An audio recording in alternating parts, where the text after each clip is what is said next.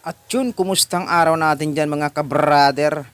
Naalala nyo pa ba yung mga 90s na gupit? Hindi ko alam kung 90s to o 80s tong gupit na to. Ito yung usong-usong gupit nung araw na emo style ba?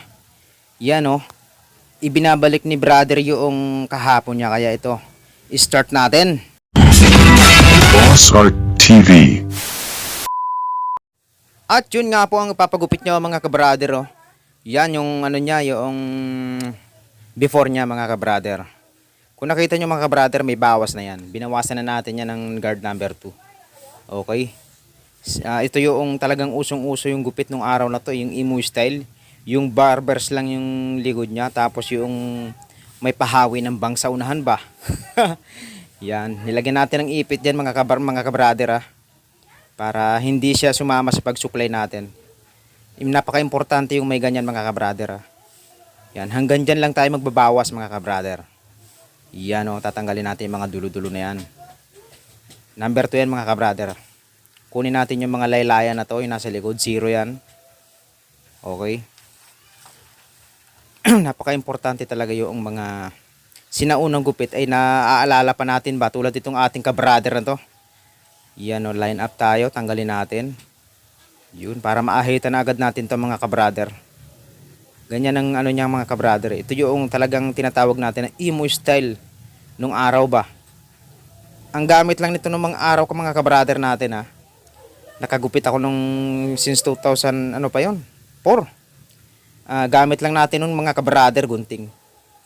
Pero solid din pag gumamit ka ng gunting nung araw, grabe.